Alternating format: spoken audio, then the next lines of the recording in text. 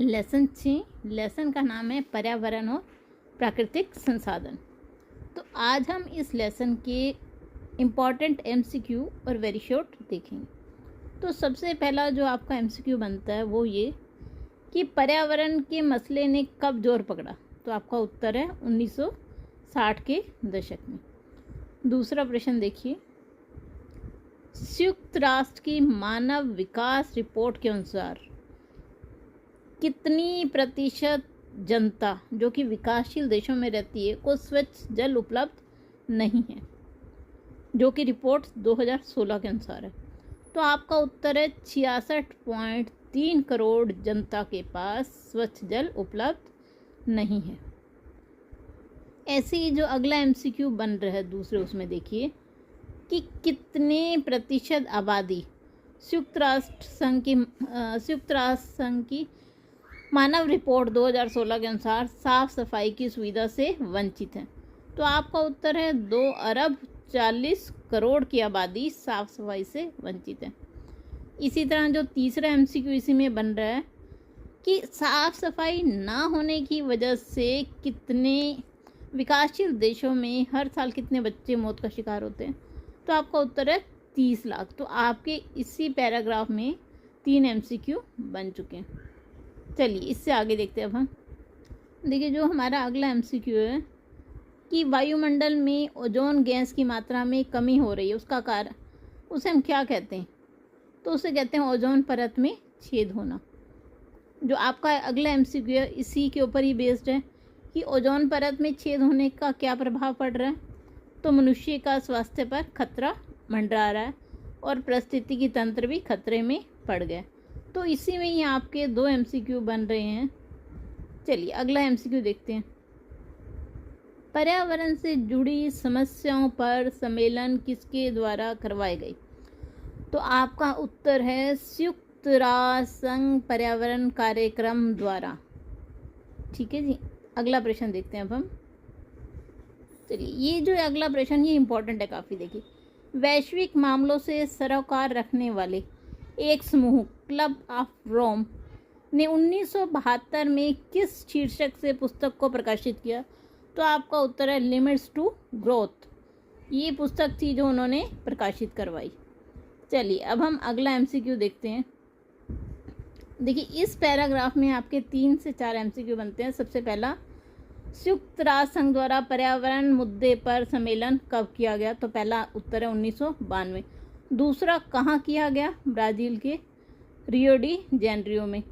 तीसरा, इस सम्मेलन में कितने देशों ने भाग लिया। तो आपका उत्तर 170 देशों ने और हजारों स्वयंसेवी संगठनों ने भाग लिया इसमें। तो इसी पहरे में देखिए आपके 3 एमसीक्यू तैयार हैं। चलिए अगले प्रश्न पे चलते हैं। देखिए अगला जो प्रश्न है ये आपको बुक में कहीं नहीं मिलेगा। अवर कॉमन फ्यूचर शीर्षक ब्रटलैंड रिपोर्ट कब छपी थी। तो आपका उत्तर है 1987 में छपी थी।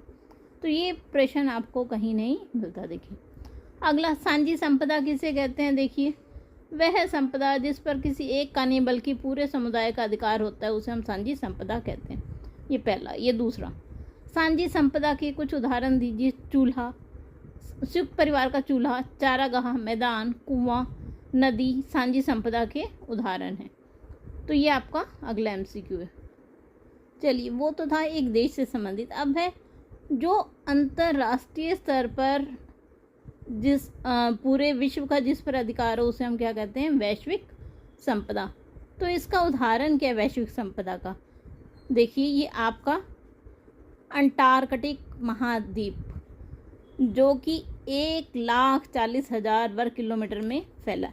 तो आपके इसमें 2 प्रश्न बन रहे हैं। सबसे पहला कि वैश्विक संपदा का उदाहरण अंटार्कटिक महाद्वीप। दूसरा, इसका क्षेत्रफल कितना है। 1,40,00,000 वर्ग किलोमीटर में फैला हुआ है।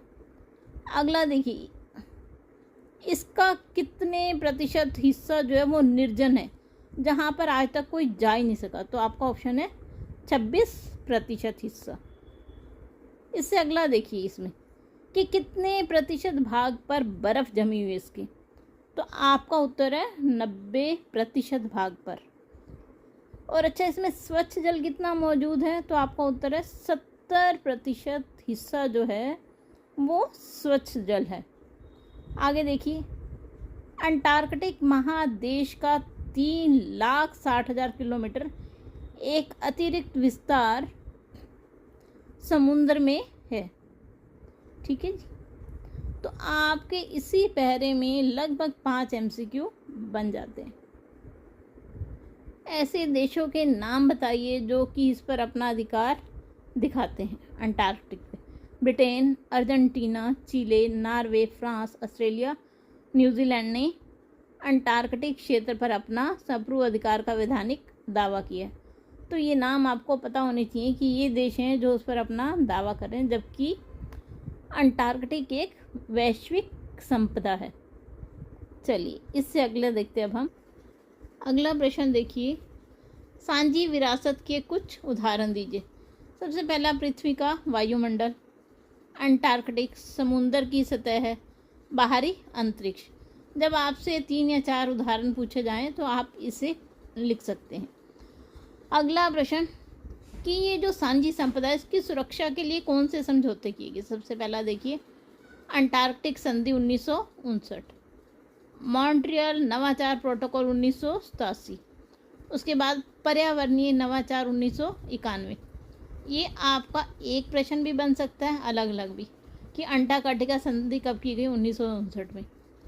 नवाचार के लिए कब हस्ताक्षर किए गए? मॉन्ट्रियल नवाचार के लिए कब हस्ताक्षर किए गए? 1987 में। अंटार्कटिका पर्यावरण नवाचार के लिए हस्ताक्षर कब किए गए? 1991 में। तो आपके इसी पैराग्राफ में लगभग 6 MCQ बन रहे हैं। चलिए इससे आगे, ओजोन परत में छेद है, इस घटना का हमें कब पता चला? तो आपका उत्तर है 1980 के दशक के मध्य में। 1980 के दशक के मध्य में। चलिए अगले प्रश्न पे। पृथ्वी सम्मेलन कब हुआ? 1992 में। 1992 में हुए पृथ्वी सम्मेलन में किस तर्क को दिया गया? सांझी परंतु अलग अलग जिम्मेदारी का सिद्धांत। ये इसमें माना गया कि चाहे वो पूरे विश्व का एक सांझी संपदा है, लेकिन सभी को अलग अलग जिम्मेदारियां उसके लिए दी गई हैं। चलिए इससे अगला देखते हैं। क्योटो प्रोटोकॉल जो किया गया उसका उद्देश्य क्या था? ग्रीन हाउस गैसों के उत्सर्जन को कम करना, ये इसका मेन मोटिव था। ग्लोबल वार्मिंग के लिए कौन सी गैसें जिम्मेदार हैं? तो आपका उत्तर है carbon dioxide, methane, hydro chlorofluorocarbon जैसी गैसें जो हमारा तापमान धरती का बढ़ रहा है उसके लिए जिम्मेदार हैं। ग्लोबल वार्मिंग के लिए कौन सी गैसें जिम्मेदार हैं? तो आपका उत्तर इस पैराग्राफ में है। Carbon dioxide, methane, hydro fluorocarbon जैसे गैसेस इसके लिए जिम्मेदार हैं। जलवायु परिवर्तन के लिए UNFCCC कब किया गया? तो आपका उत्तर है 1992 में, जिसे हम कहते हैं United national framework convention on climate change. कब की गई है? 1992 में। चलिए अगला प्रश्न। प्रांतर वनों की देखभाल कौन करता है? तो आपका उत्तर है ग्रामीण समुदाय इनकी देखभाल करता है। प्रांतर वन वो वन हैं जिन्हें की पवित्र माना जाता है, जिन पेड़ों को काटने नहीं दिया जाता, तो उनका प्रबंध करने, उनकी देखभाल करने का काम कौन करता है? ग्रामीण लोग। चलिए अगला प्रश्न देखते हैं अब हम। भारत ने क्योटो प्रोटोकॉल पर हस्ताक्षर कब किए? 2002 में। बना कब था क्योटो प्रोटोकॉल? 1997 में, लेकिन भारत ने कब हस्ताक्षर किए? 2002 में। चलिए अगला प्रश्न देखते हैं। प्रांतर वन किसे कहा जाता है? देखिए, भारत की धार्मिक मान्यताओं के अनुसार कुछ पेड़ ऐसे हैं जिन पे देवता या पुण्य आत्माओं का वास माना जाता है, तो इन पेड़ों को नहीं काटा जाता। इन्हें प्रांतर वन या देवस्थान कहा जाता है। अगला प्रश्न देखते हैं अब हम। चलिए अगला प्रश्न देखते हैं। विश्व में सन 2000 तक प्रति व्यक्ति कार्बन का उत्सर्जन कितना था? तो आपका आंसर है 3.8 टन। अगर यही चीज़ पूछी जाए कि भारत में 2000 सन तक कार्बन का उत्सर्जन कितना था, तो आपका उत्तर है 0.9 टन। अगला प्रश्न देखते हैं। 2030 तक भारत में प्रति व्यक्ति कार्बन का उत्सर्जन बढ़कर कितना होने का अनुमान है, तो आपका उत्तर है 1.6 टन। चलिए अगला प्रश्न देखते हैं। भारत में ऊर्जा संरक्षण अधिनियम कब पारित हुआ, तो आपका उत्तर है 2001। चलिए अगला प्रश्न देखते हैं। बिजली के नवीकरण के लिए को कब बढ़ावा दिया गया, तो आपका उत्तर है 2003। कब हमारे देश में सौर पैनल्स के ऊपर ज़्यादा बढ़ावा दिया गया, तो आपका उत्तर है 2003 में। अगला प्रश्न, भारत ने पेरिस जलवायु समझौते को कब अनुमोदित किया, तो आपका उत्तर है 2 अक्टूबर 2016 को। चलिए अगला प्रश्न देखते हैं। भारत ने पृथ्वी सम्मेलन जो कि रियो डी जेनेरियो में हुआ था, उसका पुनर्वलोकन कब किया, कि क्या वो सही से काम कर रहा है नहीं, तो आपका उत्तर है 1997 में। अगले प्रश्न पर चलते।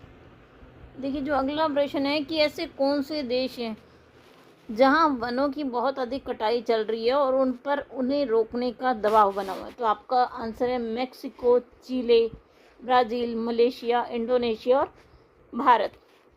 इन देशों में वन आंदोलन चलाने का बहुत अधिक दबाव बनाया जा रहा है ताकि इनकी कटाई जो पेड़ों की हो रही है वो रुक सके। अगला प्रश्न देखते हैं।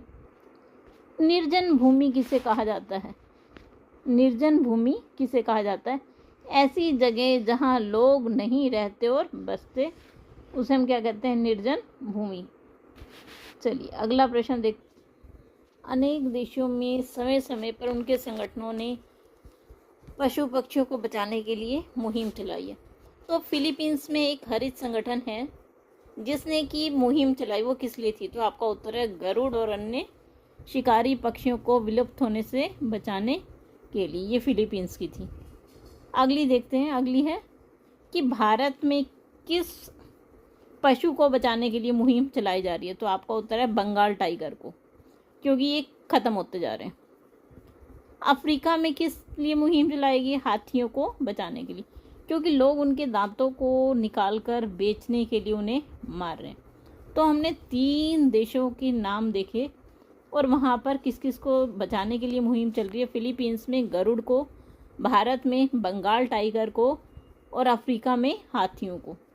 चलिए अगला प्रश्न है। देखिए सऊदी अरब के पास विश्व के कुल तेल भंडार का कितना हिस्सा मौजूद है, तो आपका आंसर है 1/4। विश्व में जितना भी पेट्रोल है उसका 1/4 हिस्सा सऊदी अरब के पास मौजूद है। अगला है इराक के पास कितने तेल भंडार हैं? 112 अरब बैरल से भी ज़्यादा, 112 अरब बैरल से भी ज़्यादा उसके पास तेल के भंडार हैं। स्वच्छ जल के लिए हिंसक झड़प किन देशों में हुई? तो 1950 और 60 के दशक में इजराइल, सीरिया, जॉर्डन के बीच में साफ पानी को लेकर लड़ाई हुई है। देखिए जो कि हम अपने आसपास गांव में देखें, नल खुले रहते हैं, पानी बह रहा है, कोई परवाह नहीं, जबकि पानी बहुत ही ज़रूरी है जीवन के लिए, उसे बचाना चाहिए। अगला प्रश्न। ऐसे ही तुर्की, सीरिया और इराक के बीच फ्रात नदी पर बांध बनाने को लेकर झगड़ा हुआ। कहते हैं कि जो अगला विश्व युद्ध होगा वो पानी को लेकर ही होगा। तो देखिए पानी कितना महत्वपूर्ण है, हमें उसका बचाव करना चाहिए। अगला प्रश्न देखते हैं।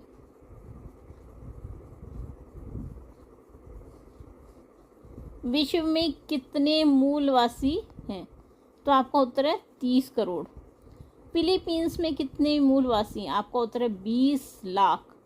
चिले में 10 लाख। तो देखिए एक छोटे छोटे से पैरे हैं जिनमें आपके कितने सारे प्रश्न बन जाते हैं। अब पहला आया विश्व में मूलवासी 30 करोड़, दूसरा है फिलीपींस में 20 लाख, चिले में 10 लाख। तो इस तरह से आपके काफ़ी सारे MCQ एक एक पैराग्राफ में से बनते हैं। अगला देखिए, बांग्लादेश में मूलवासी 6 लाख, अमेरिका में 3,50,000, पनामा नहर के पूर्व में कुना नामक 50,000 मूलवासी वहाँ रहते हैं। इस तरह से बहुत सारे देशों में मूलवासी रह। भारत में मूलवासियों के लिए किस शब्द का प्रयोग किया जाता है? अनुसूचित जाति या आदिवासी शब्द का प्रयोग किया जाता है। और इनकी जनसंख्या कितनी है? 8%। तो आपके 2 प्रश्न हो गए। पहला तो उन्हें किस नाम से पुकारा जाता है? अनुसूचित जनजाति, आदिवासी। और दूसरा उनकी संख्या कितनी? 8%। अपना जीवन यापन कैसे करते हैं? आपका तीसरा प्रश्न, खेती पर निर्भर हैं ये लोग। देखिए, इनके हितों की रक्षा के लिए किस संगठन को बनाया गया? 1975 में world council of indigenous people का गठन हुआ। इसे मान्यता किसने दी? संयुक्त राष्ट्र संघ ने। ठीक है जी, इसी के साथ हमारा ये लेसन ख़त्म हो रहा है। आप सभी का